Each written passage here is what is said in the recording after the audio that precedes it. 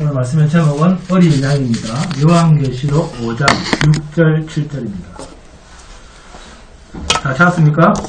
자, 함께 봉독하도록 하겠습니다. 시작. 내가 또 보니 보좌와 내 생물과 장로들 사이에 한 어린 양이 서 있는데 일찍이 죽임을 당한 것 같아라. 그에게 7뿔과 7눈이 있으니 이 눈들은 온 땅에 보내심을 받은 하나님의 7 영이더라.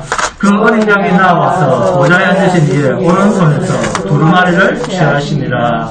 아멘. 네, 여러분, 열왕기상 20장을 보시면 북이스라엘의 아합 왕과 아람과의 1, 2차 전쟁에 관한 이야기가 나옵니다. 1차 전쟁은 사마리아 전투인데 이 사마리아 전투가 끝난 후 1년 뒤에 2차 전쟁인 아벡 전투가 일어나고 이 아벡 전투가 끝난 지 3년 뒤인 열왕기상 22장에서 북이스라엘과 남유다가 연합한 3차 길르앗 라못 전쟁이 일어납니다. 이때 우연히 아람군이 쏜 화살에 아합 왕이 죽습니다. 그러니까 열왕기상 20장에서 1, 2차 전투, 21장에서는 나봇의 포도원 사건, 그리고 22장에서 북이스라엘과 남유다의 연합군으로 아람과의 3차 전쟁의 결과를 말씀하고 있습니다. 이때 아람과의 이 3차 중동 전쟁에 대해서 아합 왕이 어떤 전쟁 명분을 내세우는가를 우리가 주의해서 살펴볼 필요가 있습니다. 열왕기상 22장 3절입니다. 이스라엘의 왕이 그의 신하들에게 이르되 길르앗 라못은 본래 우리의 것인 줄을 너희가 알지 못하느냐. 우리가 어찌 아합의 왕의 손에서 아람의 왕의 손에서 도로 찾지 아니하고 잠잠히 있으리요 하고. 이방 나라 아람에게 빼앗겼던 우리 땅, 그 하나님의 땅을 우리가 싸워서 찾으면 하나님이 기뻐하시지 않겠느냐 라고 하는 전쟁의 명분입니다. 그러니까 자신의 이 아합왕, 자신의 욕심, 더 넓은 영토를 차지하고자 하는 자신의 욕심을 어느 이름을 빌립니까? 하나님의 기뻐하심으로 포장을 합니다. 이렇게 포장을 했지만, 자, 사람들이 듣기에는 공감할 수밖에 없는 영토 전쟁의 제안이었습니다. 이 3차 전쟁을 치르기 전에 이 길르앗 라못 전쟁에 대해서 선지자들이 예언을 합니다. 자, 예언을 하는데 400명의 이스라엘 선지자들은 열왕기상 22장 6절입니다. 이스라엘의 왕이 이에 선지자 400명쯤 모으고 그들에게 이르되 내가 길르앗 라못에 가서 싸우랴 말랴 물어봅니다. 그들이 이르되 올라가소서 주께서 그 성읍을 왕의 손에 넘기시리이다. 이렇게 예언을 해줍니다. 400명이다. 그런데 하나님이 직접 세우신 선지자를 또 부릅니다. 하나님이 세우신 미가야 선지자는 왕 앞에서 어떻게 예언을 하는가 하면 열왕기상 22장 20절입니다. 여호와께서 말씀하시기를 누가 아합을 꾀어 그를 길르앗 라못에 올라가서 죽게 할고 하시니 하나는 이렇게 하겠다 하고 또 하나는 저렇게 하겠다 하였는데 그러면서 23절에 이제 여호와께서 거짓말하는 영을 왕의 이 모든 선지자들의 입에 넣으셨고 또 여호와께서 왕에 대하여 화를 말씀하셨나이다. 400명의 선지자들의 예언한 말은 다 거짓말이고 하나님께서는 아합 왕의 당신 아합 왕에 대하여 화를 말씀하셨나이다 라고 하나님께 들은 말씀 그대로를 이 하나님의 말씀을 아합 왕에게 전합니다. 그런데 이 참 선지자 미가야 선지자가 전하는 이 하나님의 메시지가 이스라엘의 왕인 아합 왕이 듣기에는 듣기 좋겠습니까? 싫겠습니까? 듣기 싫죠. 네? 얼마나 듣기 싫고 얼마나 불편부당하고 수용하기 어려웠으면 열왕기상 22장 27절입니다. 말하기를 왕의 말씀이 이놈을 선지자죠. 미가야 선지자. 이놈을 옥에 가두고 내가 전쟁에서 갔다가 평안히 돌아올 때까지 고생의 떡과 고생의 물을 먹이라 하였다. 미가야 선지자의 뺨을 때리고 고생의 떡과 고생의 물을 먹여라. 이렇게 명하면서 옥에 가둬버립니다. 여러분, 열왕기상 21장에 나오는 아합 왕과 나봇의 포도원, 그리고 북이스라엘이나 남유다, 그 어느 쪽도 다 누구 땅입니까? 다 하나님의 땅입니다. 그래서 조상들이 물려준 것에 대해서 누가 돈 주고 산다고 해서 값을 많이 쳐준다고 해도 팔 수도 없고 마음대로 사고 팔고 해서 소유권이 바뀔 수가 없는 그런 땅이 하나님의 땅인데, 그러므로 길앗 라못도 북이스라엘에 소속되어 있는 하나님의 땅인데, 이 땅이 이방나라 아람에게 빼앗겼으니까 아합 왕 입장에서는, 그러니까 사람 생각에는 전쟁을 했으라도 그 땅을 찾아오는 것이 하나님의 뜻이겠습니까? 아니겠습니까? 하나님의 뜻이죠, 사람 생각에는. 그럼에도 불구하고 미가야 선지자가 여호와의 말씀이라고 하면서 가면 왕은 죽습니다 라고 말할 때 그 말을 왕으로서 쉽게 받아들일 수 없더라 그 말입니다. 그런데 하나님의 뜻은 아합 왕이 거절을 해도, 아합 왕이 설령 그런 선한 뜻을 가지고 전쟁을 한다, 나아간다고 해도 아합 왕이 길앗 라못으로 나아가는 그 3차 전쟁의 길은 죽음의 길입니다. 왜? 하나님은 그를 이미 죽이기로 작정하신 길이라는 거예요. 여러분, 아합 왕처럼 우리도 하나님을 핑계로 자기의 유익, 자신의 일이 마치 선한 일인 것처럼 온갖 합리적인 말을 다 갖다 붙이면서 내가 원하는 일을 이루려고 하는데 얼마나 우리도 익숙해져 있습니까? 우리가 이러한 인간이라는 것을 전제한다면 하나님 앞에서 인간의 어떠한 종교 생활도 신앙생활이라고 할 수 없을 것입니다. 인간으로는 하나님께 드려질 게 없습니다. 인간의 종교 생활의 가장 특심한 민족이 유대인들입니다. 여러분이 종교적으로 그 유대인들을 이길 수가 있겠습니까? 지구상에 그 어떤 민족도 흉내내지 못할 탁월한 그들의 종교심. 그런데도 그들은 주님에게 어떤 욕을 듣습니까? 그렇게 열심히 종교적인 생활을 하는데도 불구하고 주님을 오셔서 이 독사의 자식들아 그럽니다. 회칠한 무덤이라고 그런 소리까지 들었습니다. 그래서 결국 그들은 예수님을 십자가에 못 박아 죽여버렸습니다. 예수님에게 침을 뱉고 때리고 십자가에 매달아 죽인 이유가 뭘까요? 우리의 종교적 특심을 알아주지 않는다는 거예요, 예수가. 그래서 죽였습니다. 여러분, 성도가 세상 사람들과 이 세상 사람들의 상관은 달라야 한다는 그 다름이 종교 행위일까요? 아닙니다. 기독교인이 세상 사람들과 다른 삶을 살아야 한다 할 때 그 삶, 그 다름이 종교적 분위기가 아닙니다. 한번 생각해 보세요.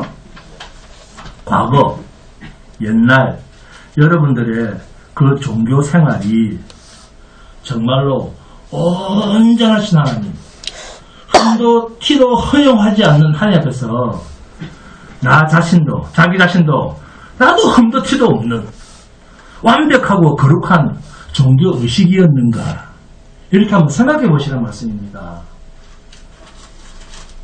정말로 하나님께서 받으실 만한 것이었는가, 하나님의 온전하신 같이 너희도 온전하라 라고 하는 그 하나님의 온전하심에 맞도록 종교 생활을 했는가, 그 말씀입니다. 저와 여러분은 성령 안에 있는 자라고 저는 믿습니다. 진리의 영이신 성령이 진리의 빛으로 비춰서 보여주고 계시는 여러분의 삶이, 여러분의 그 육신을 가지고 하나님 앞에서 하는 종교 생활이 과연 하나님 앞에서 99점도 아니고 100점을 받을 수 있는 그런 완벽한 것이었는가 하는 겁니다. 야고보 사도는 너희가 율법이 거룩한 줄 알고 잘 지키지만 율법의 모든 것을 지키다가 하나라도 지키지 못하면 그동안 지켰던 모든 것이 지키지 못한 것으로 된다 라고 선언을 하고 있습니다. 그런데도 우리는 왜 이러한 종교 생활에 자꾸 넘어가는가? 왜 그럴까요? 육신을 생각하기 때문에 그렇습니다. 자꾸 자기 육신을 생각하는 거예요. 육신. 자기 육신이 부정되어지는 것에 대해서 너무 힘들어해서 그렇습니다. 자기를 부인하고 했는데 이걸 너무 힘들어한다는 거예요. 여러분, 성도 안에, 우리의 육신 안에 새 사람이 있습니까? 없습니까? 거듭난 새 생명이 있잖아요. 확신이 없습니까? 여러분은 거듭난 사람 아닙니까? 있습니다. 그 새 사람을 완성시키는 일을 우리가 합니까? 누가 합니까? 그렇죠. 하나님이 영으로 일하십니다. 그런데 이 일을 자기가 안 하니까, 보람을 못 느끼고 뽀대가 안 나니까, 거룩한 척 해야 되는데 뽀대가 안 나니까 거기에 가치 부여를 하지 않는 거예요. 하나님이 일하심에 대해서. 인간의 육은 철저하게 죄의 지배를 받고 있습니다. 칼빈의 5대 교리 외우라고 하셨죠? 말씀드렸죠? 인간의 전적 타락. 네? 육은 이꼬로 죄다 생각하시면 됩니다. 그래서 성경은 인간의 육으로 하는 모든 것은 일체 받지 않으신다고 선언합니다. 우리 이방인 말고 하나님의 본 백성인 이스라엘 백성도 마찬가지입니다. 그리고 인간은 하나님의 사랑을 받을 자와 하나님의 진노를 받을 자가 이미 정해져서 세상에 출생을 합니다. 내가 야곱은 사랑하기로 했고 에서는 미워하기로 했다, 그렇게 시작을 하는 거예요. 우리 인생 자체가. 그런데 이 세상에서는 하나님의 사랑을 받을 자도 하나님을 만날 수 있는 자격이 없고, 하나님의 영원한 진노에 들어갈 자도 하나님을 만날 자격이 없습니다. 왜요? 다 죄인입니다. 자, 그런데 하나님을 만날 수 있는 자격증을 하나님께서 마련하신 것이 있습니다. 그게 뭡니까? 예수 그리스도입니다. 이것을 다른 말로 범죄한 인간이 하나님을 만나도 죽지 아니할, 그리고 하나님을 만날 수 있는 안전장치를 성경은 하나님의 언약이라고 합니다. 하나님 편에서 이 언약을 마련하신 거예요. 하나님을 안전하게 만날 수 있도록. 왜? 저희는 하나님을 보면 죽으니까. 그게 구약입니다. 그러니까 하나님께서 약속하신 당신님의 언약 안에 없는 것은 전부 하나님으로부터 거부를 당합니다. 하나님의 언약을 통해서만 하나님은 일하신다 하는 것을 알리고 싶으신 것이 성경입니다. 이스라엘 백성들이 광야에서 1세대가 다 죽임을 당하지 않습니까? 자, 죽임을 당합니까? 안 당합니까? 다 죽습니다. 그러면 광야에서 죽은 그 1세대들은 다 지옥 갔습니까? 아닙니다. 고린도전서 10장 1절에서 4절입니다. 형제들아, 나는 너희가 알지 못하기를 원하지 아니하노니 우리 조상들이 다 구름 아래에 있고 바다 가운데로 지나며 모세에게 속하여 다 구름과 바다에서 세례를 받고 다 같은 신령한 음식을 먹으며 다 같은 신령한 음료를 마셨으니 이는 그들을 따르는 신령한 반석으로부터 마셨음에 그 반석은 곧 그리스도시라. 광야 1세대가 다 죽었다 해도 그들은 이미 어디를 건너온 자들입니까? 그렇습니다. 홍해를 건너온 자는 다시는 홍해를 건너 다시 애굽으로 돌아갈 수가 없는 신분입니다. 광야 1세대가 광야에서 육신이 죽었다는 것보다 더 일찍 죽은 것이 무엇이냐? 뭡니까? 자기 육신이 죽은 것보다 더 일찍 죽은 것이 뭡니까? 홍해를 건널 때 세례를 받았다는 거예요. 그리스도와 함께 옛 사람은 죽고, 할렐루야. 육신이 죽기 전에 벌써 자기는 죽어버린 거예요. 세례를 받음으로써. 교회를 다니면서도 이런 인식이 없는 거예요. 성도가. 그러니까 늘 여러분 불순종하면 이렇게 광야에서 죽습니다. 그러면 벌벌벌 떠는 거예요. 그러면 그게 종교지, 그게 어떻게 믿음입니까? 여러분, 하나님의 언약이란 무엇이냐? 이 언약을 어기면 죽는다라고 하는 것을 설명하려고 하는 것입니다. 그게 뭐냐? 이스라엘 백성들의 불순종에 대한 이야기입니다.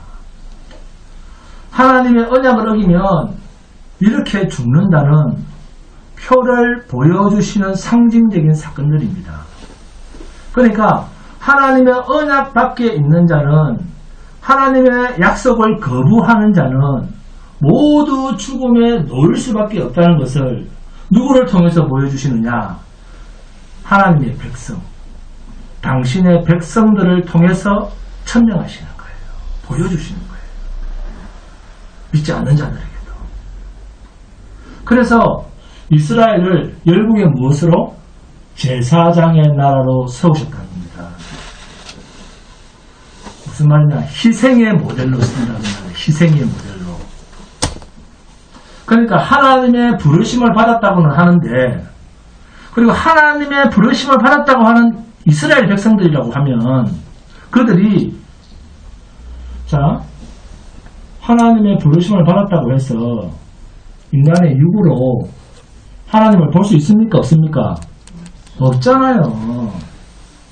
그러면 어디에 집중을 해야 됩니까? 하나님의 약속, 그 언약에 집중을 해야 되는 거예요. 그 약속을 믿어야 되는 거예요. 왜? 인간의 본성은 죄의 지배를 받고 미혹을 받고 죽음으로 가는 길을 너무나 편안해하기 때문에 죽으면 죽으면 그만이지 뭐. 너무나 그 죽음을 아무렇지도 않게 생각하기 때문에 그대로 두면 어떻게 됩니까? 다 죽음의 길로 갑니다. 그래서 하나님께서 당신의 백성에게는 그 죽음의 길과 반대되는 생명의 길로 가게 하기 위한 언약을 여러 가지 모양으로 이스라엘 백성들에게 보여주셨습니다. 그게 여러분들이 지키지도 못하면서 그렇게 좋아하는 율법 지켜야 되잖아. 그것도 율법 속의 제도, 절기입니다. 무슨 날 하면서 이러한 것들을 통해서 하나님이 당신의 백성들과 무엇을 약속하고 있는가 하는 것과 그리고 그 하나님의 언약을 설명하는 수단이 무엇이냐? 왕. 하나님을 설명하는 것들이에요. 왕, 제사장, 선지자, 율법, 절기 등등. 일단 하나님을 설명하기 위한 도구들입니다. 그러니까 절기를 지키는 것이 목적입니까? 하나님의 언약이 목적입니까? 하나님의 언약입니다. 그래서 예수님의 오심 이후로는 성경 안에 그러한 것이 절기라고 아직도 지켜야 한다고 하나님이 정해주셨습니까? 아니면 이제는 없는 겁니까? 없습니다. 율법의 실체, 언약의 실체, 절기의 실체가 이제는 완전히 예수 그리스도로 드러난 거예요. 그 언약이 예수 그리스도입니다. 하나님은 언약으로만 일하십니다. 그래서 인간의 그 어떤 종교적 행위도 하나님이 받지 않으시는 이유가 하나님은 독생자 예수 그리스도로만 받으시기 때문입니다. 그러면 예수 그리스도는 어떻게 했길래 하나님께서 그분만 받으시는가? 따로 좀 나도 좀 받으시면 안 되는가? 본문 6절에 봅니다. 내가 또 보니 보좌와 내 생물과 장로들 사이에 한 어린 양이 서 있는데, 여기서 어린 양이라고 하는 말은 하나님의 언약을 설명하는 실체를 설명하는 데 기여한 도구로서의 계시적 표현입니다. 이 어린 양이 6절에 보면 일찍이 죽임을 당한 것 같더라. 그러니까 이스라엘 백성, 하나님의 언약 안에 있는 자들은 제사를 지내는 것이 목적이 될 수가 없고 안식일과 절기와 율법을 지키는 것이 목적이 될 수 없고 결국은 그러한 수단들을 통해서 하나님의 언약이 무엇인가, 그 언약의 실체가 무엇인가를 알아야 했던 거예요. 희생제사를 드리는 제사장을 보면서 땅에 있는 제사장도 자기를 위해서 희생제사를 드려야 되는 완전한 제사장이 아니구나. 우리에게는 온전한 제사장이요, 온전한 선지자요, 온전한 왕이신 메시아가 오셔야 되는구나. 인간은 하나님 앞에서 어려운 존재가 될 수가 없구나. 이런 희생제사를 지내도 정말로 영원히 흠도 티도 없는 희생제물이 우리를 대신하여 하나님 앞에서 제물이 되셔야 되는구나 하는 것을 알아야만 했습니다. 그러나 이스라엘 백성들은 자신들의 종교 행위로 하나님을 기쁘시게 하려고 했습니다. 하나님은 인간의 종교 행위로 용납해 주시고 만나 주시는 분이 아닙니다. 그러면 하나님은 어떻게 우리를 만나 주시는가? 본문 7절에 나옵니다. 본문 7절에 어린 양입니다. 이 어린 양이 뭐냐? 예수님이 십자가를 지심으로 하나님의 택하신 백성들의 죄를 대신하는 온전한 제사 제물이 되셨다라는 뜻입니다. 이게 어린 양이에요. 골로새서 2장 13절부터 17절입니다. 함께 공독합니다. 골로새서 2장입니다. 골로새서 2장 13절에서 17절입니다. 골로새서 2장 13절에서 17절입니다. 함께 봉독합니다. 이 어린 양이 죽으심으로 우리가 누리게 되는 것이 어떤 것인지 확인합니다. 골로새서 2장 13절에서 17절입니다. 다 찾았습니까? 시작. 또 범죄와 육체에 무하려러 죽었던 너희를 하나님이 그와 함께 살리시고 우리의 모든 죄를 사하시고 우리를 거스리고 불리하게 하는 법조문으로 쓴 정서를 지우시고 자하여 버리사 십자가에 못 박으시고 통치자들과 권세들을 무력화하여 드러내어 구경거리로 삼으시고 십자가로 그들을 이기셨느니라. 그러므로 먹고 마시는 것과 절기나 초하루나 안식일을 이유로 누구든지 너희를 비판하지 못하게 하라. 이것들은 장래일의 그림자이나 몸은 그리스도의 것이니라. 구약에서 행했던 모든 제사들이 예수 그리스도로 말미암아 이제 끝이 났단 거예요. 구약의 제사 이꼬르 신약의 예배입니다. 예배란 예수님이 하나님 앞에서 온전한 예배, 제사를 드려서 지금 우리 안에 영으로 와 계십니다. 그래서 우리는 이미 하나님과 무엇을 하는 관계다?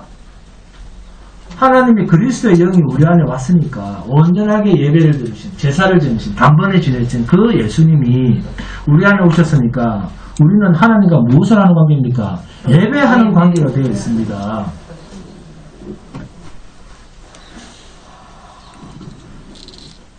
예배라고 하는 말은 제사라고 하는 말인데 그건 내가 죽은 것이 아니고 주님이 죽으셔야 되는 일입니다.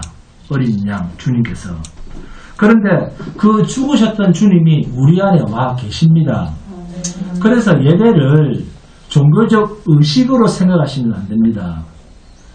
예배를 통해서 우리는 주 예수밖에는 없구나.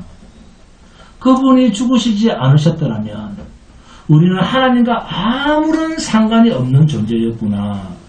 이것을 말씀으로 깨닫고 은혜를 받는 것이 예배입니다. 여러분, 하나님 앞에서 의미 있는 존재가 누굽니까? 예수 그리스도입니다. 그래서 그분이 우리 안에 계시면 하나님과 만나지고 그분이 우리 안에 없으면 못 만나는 거예요. 오직 그분이 영으로. 아멘. 요한복음 14장입니다. 요한복음 14장 봅니다. 요한복음 14장 1절에서 4절 그리고 16절에서 20절입니다. 함께 공부합니다. 요한복음 14장입니다. 요한복음 14장 1절에서 4절 그리고 16절에서 20절입니다. 함께 공부합니다. 요한복음 14장 자 1절에서 4절 자 찾았습니까? 자 함께 공부합니다. 시작. 너희는 마음에 근심하지 말라. 하나님을 믿으니 또 나를 믿으라. 내 아버지 집에 거할 곳이 많도다. 그렇지 않으면 너에게 일렀으리라. 내가 너희를 위하여 거처를 예비하러 가노니 가서 너희를 위하여 거처를 예비하면 내가 다시 와서 너희를 내게로 영접하여 나 있는 곳에 너희도 있게 하리라.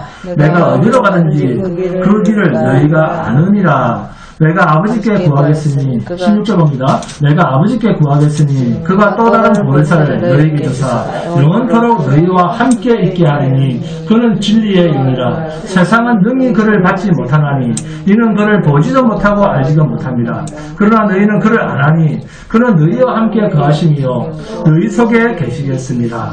내가 너희를 고아와 같이 버려두지 않냐고 너희에게로 오리라. 조금 있으면 세상은 다시 나를 보지 못할 것이로되 너희는 나를 보리니 이는 내가 살아있고 너희도 살아있겠습니다. 그날에는 내가 아버지 안에 너희가 내 안에 내가 너희 안에 있는 것을 너희가 알리라. 아멘. 정말 너무나 멋진 말씀 아닙니까? 아멘.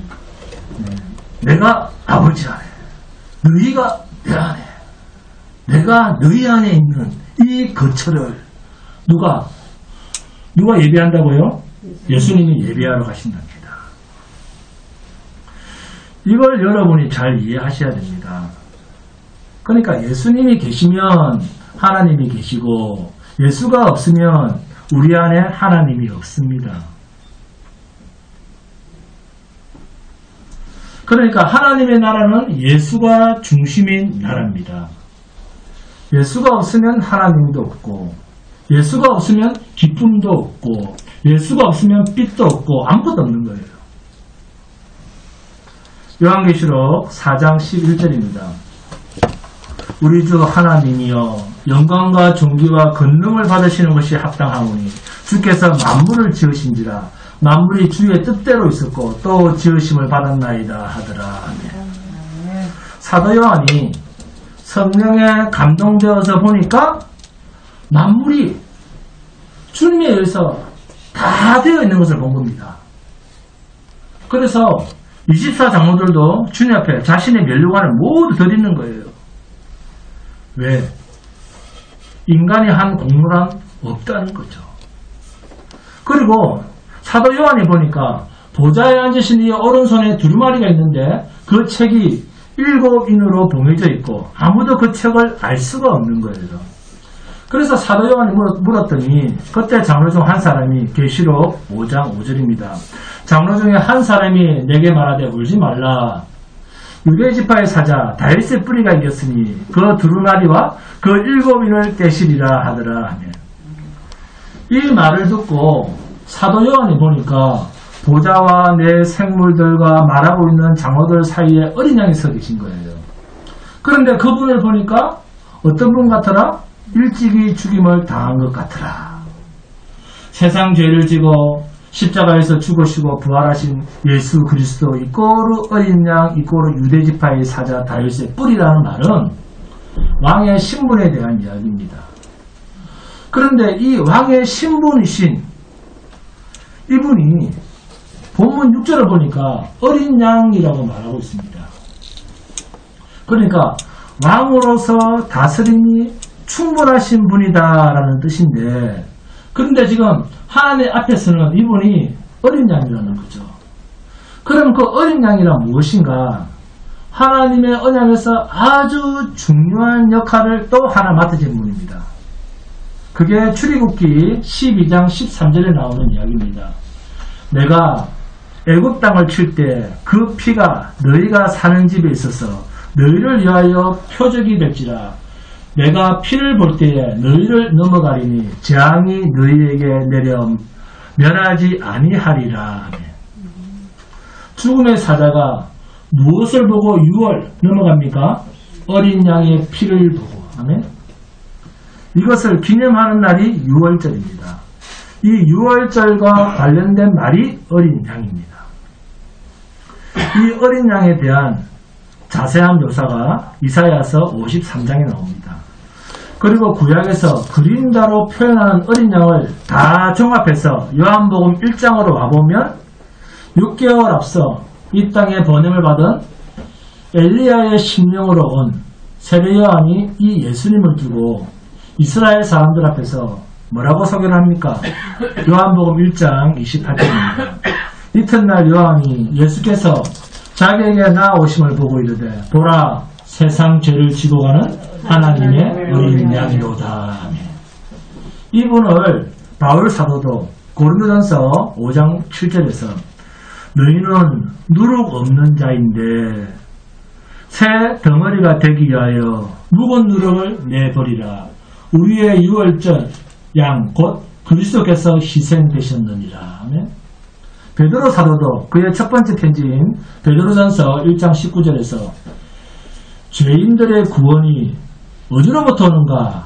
오직 흠없고 점없는 어린 양 같은 그리스도의 보배로운 피로 된 것이니라. 아멘. 이렇게 말씀을 하고 있습니다. 결국 유대 지파의 사자여 다윗의 뿌리여 승리자이신 만왕의 왕이신 그분은 어린 양으로 죽임을 당함으로 만왕의 왕의 신분으로 등극을 한 것입니다. 그래서 하나님의 나라라고 할 때, 그리고 하나님의 나라의 왕이라고 할 때 이 왕이라고 하는 권세는 어떤 권세일까요? 이 왕의 권세는 어떤 권세일까요?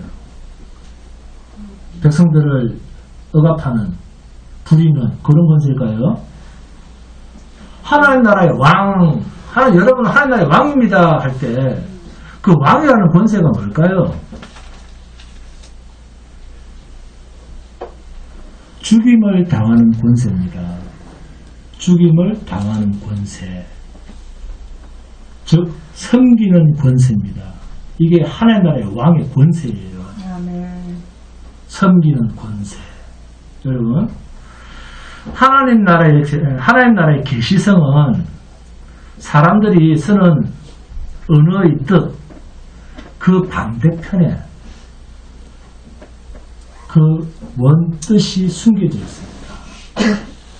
그러니까 계시록 20장 6절에 이 첫째 부활에 참여하는 자들은 복이 있고 거룩하도다.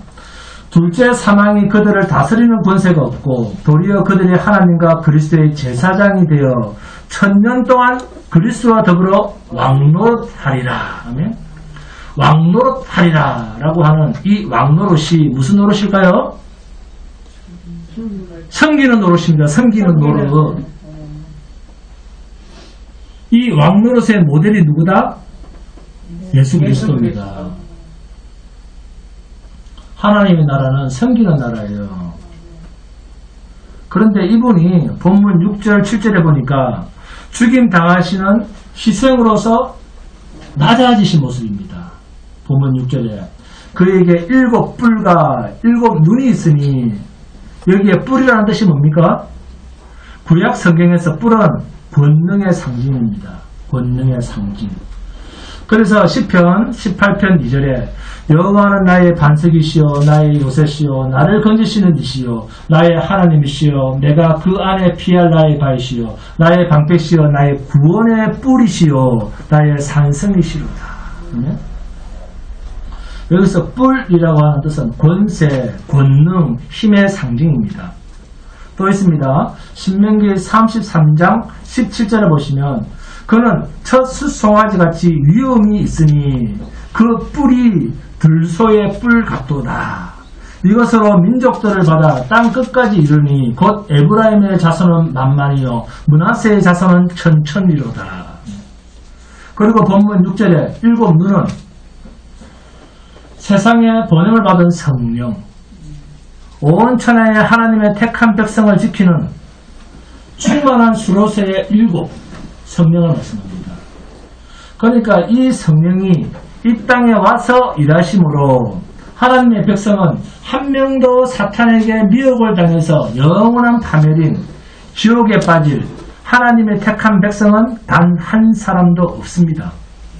왜? 성령이 하나님의 택한 백성들을 지키고 계시기 때문에. 할렐루야. 아멘.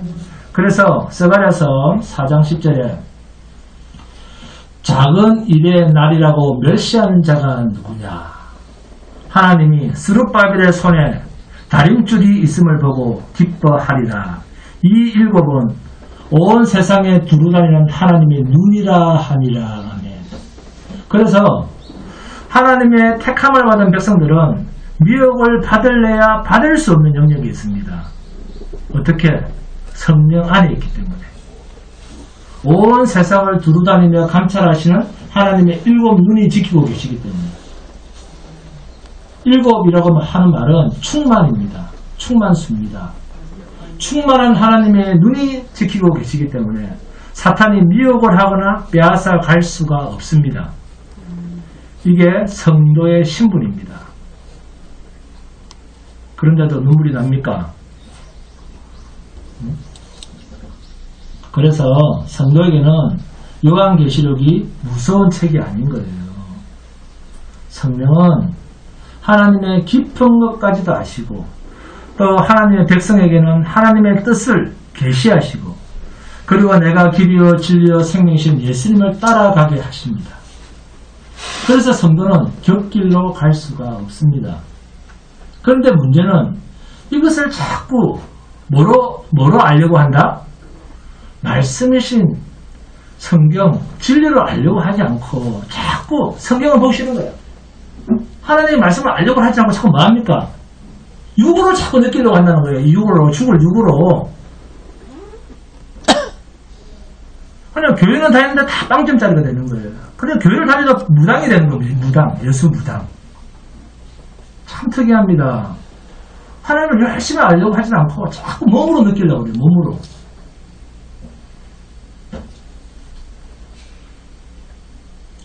이 죽을 육으로 자꾸 느끼려고 하고 또 그렇게 오해를 하니까 문제가 생기는 거예요. 우리의 옛 사람은 그리스도께서 십자가에서 죽으실 때 성도는 예수와 함께 죽임을 당했습니다. 지금 우리 안에는 새 생명, 성령으로 잉태된 하나님께로부터 난 새 생명이 있습니다. 여기에 관한 이야기를 아셔야 됩니다. 그런데 이 새 생명에 관한 이해가 없으니까 행위만 나오면 성경에 해라 이렇게 나오면 보세요 목사님 하라고 하지 않습니까? 이런 식으로만 나오는 거예요.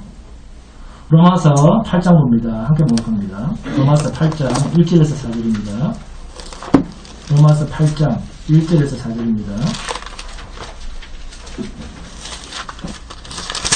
로마서 8장 1절에서 4절. 자, 함께 공부합니다. 시작.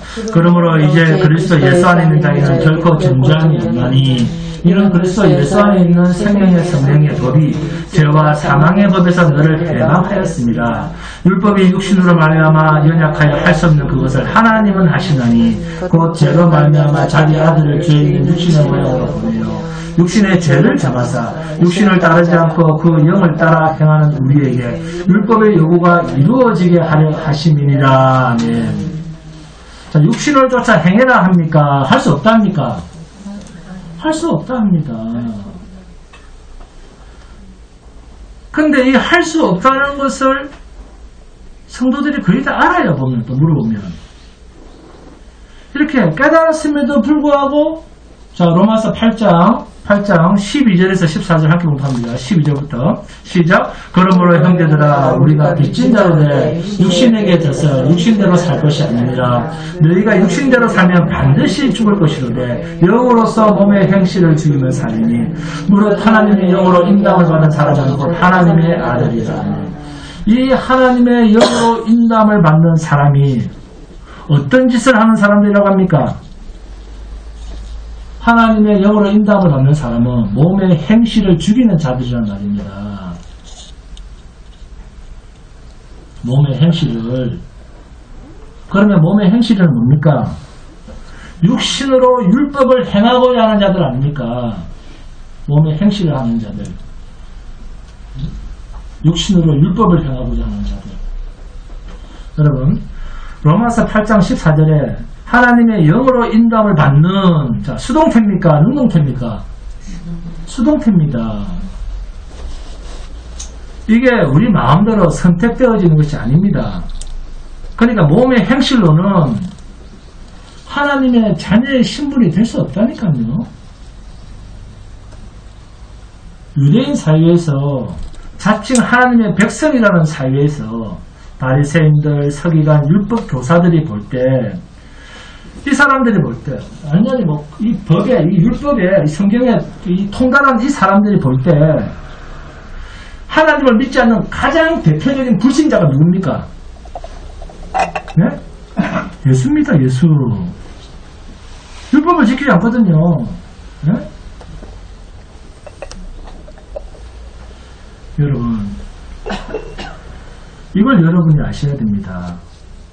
그래야 말세 지말 미혹당하는 세상, 광명의 천사가 날뛰는 이 세상에서 예수 믿는 것처럼 하는 이 세상에서 진정 신자답게 산다는 것이 무엇인지 제대로 알 수가 있습니다.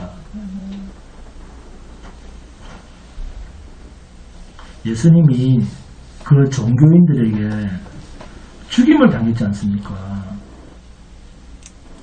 이분이 본문 7절입니다. 그 어린 양이 나와서 보좌에 앉으신 이의 오른손에서 두루마리를 취하시니라. 아멘? 누가 두루마리를 취했다고요? 어린 양입니다. 그러면 이 책 안에 재앙은 누가 다 쏟아내시겠다? 어린 양이 쏟아내십니다. 그래서 계시록 5장 5절에 유대 지파의 사자 다윗의 뿌리가 이겼으니. 아멘? 성도들에게는 어린 양으로 인하여 구속함을 입은 승리입니다. 그런데 이분이 만왕의 왕이라고 했는데 어떤 모습으로 세상을, 죄를, 사망을 이겼습니까? 죽임 당하심으로 사망 권세를 깨부신 거예요. 할렐루야. 이게 세상이 알지 못하는 계시성입니다. 이 부분이 잘 이해가 되셔야 돼요.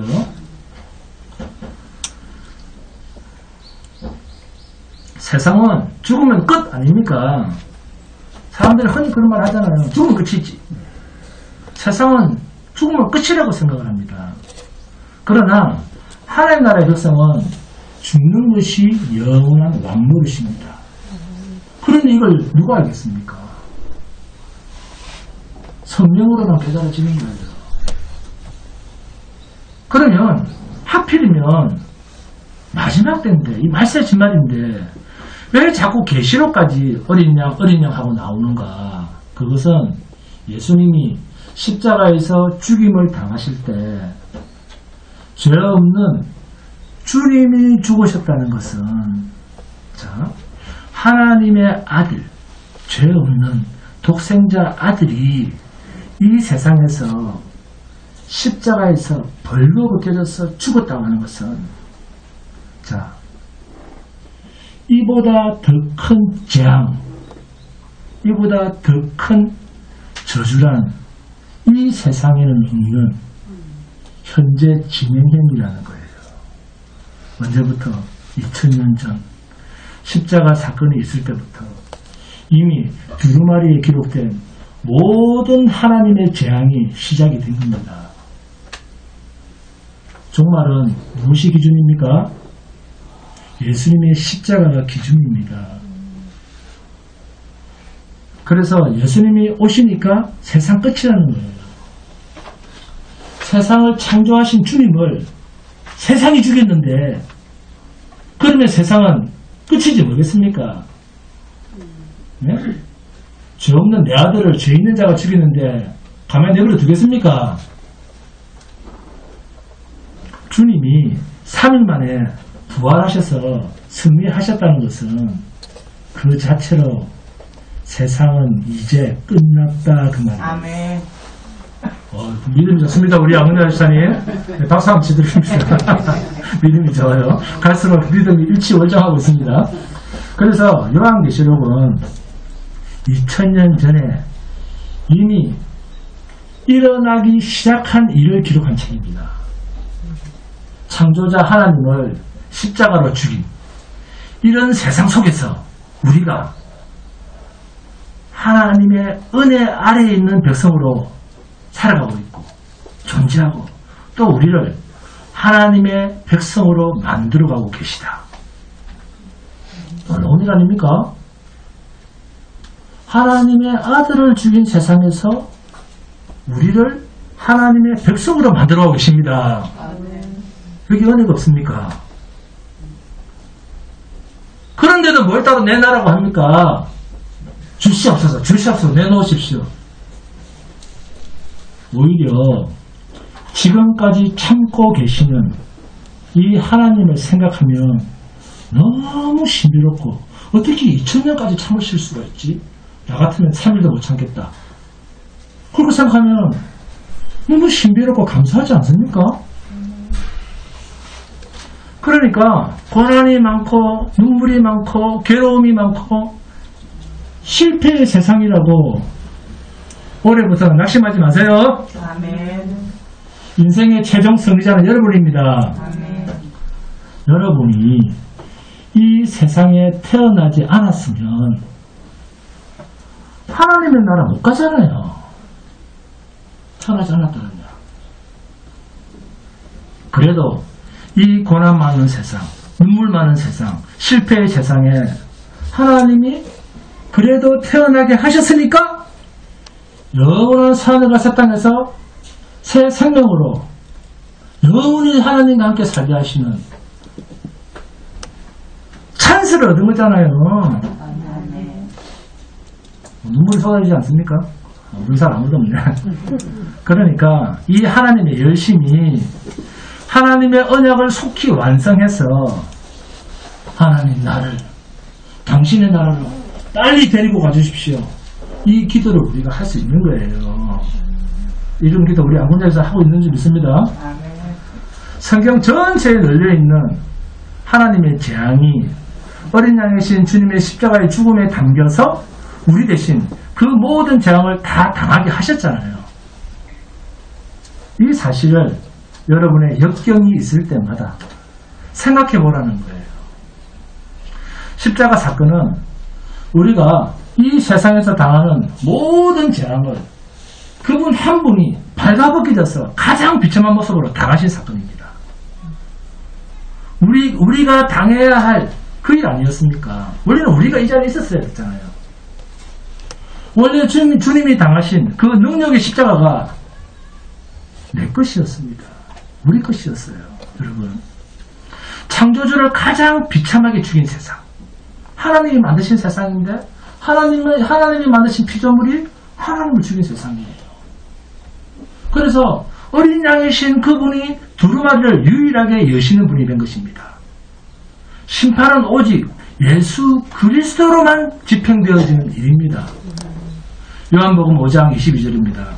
아버지께서 아무도 심판하지 아니하시고 심판을 다 아들에게 맡기셨으니, 하나님이 모든 심판을 내게 맡기셨다. 그러면 주의 심판의 날에 일어날 그 심판이 얼마나 두려운 것이겠습니까?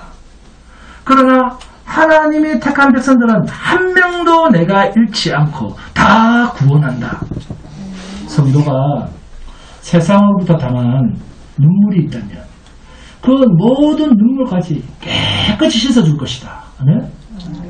여러분, 우리의 참된 위로자는 어린 양 되신 예수 그리스도입니다. 주님이 우리의 모든 것을 회복하십니다. 그러므로 주님과 함께하는 자는 영원한 하늘과 새 땅에서도 왕노릇합니다. 그런데 그 왕노릇은 어떤 노릇이라? 섬기는 자입니다. 세상에서는요, 죽임을 당하는 자입니다. 예수를 믿는다는 것, 예수가 믿어졌다는 것, 그것은 하나님께서 베푸신 최고의 선물입니다. 이 믿음의 선물인 예수를 여러분이 전해야 됩니다. 성도는 생존을 위해서 사는 자가 아닙니다. 성도는 생명을 위해서 부름을 받았고 생명을 위해서 세상에 존재하고 있는 자예요. 그러다가 새 생명이 완성되면 그 생명의 나라로 옮겨질 자입니다. 잠깐 있으면 불타 없어질 세상, 안개 같은 인생입니다. 그날까지 성도는 나에 대해서만큼은 관심을 가지는 것이 아니라 그리스도만을 말하고 그리스도만을 증거하며 살아야 됩니다. 이 사실을 잊지 않는 2023년 되시기를 주님의 이름으로 축원드립니다. 너무 감사합니다. 찬송가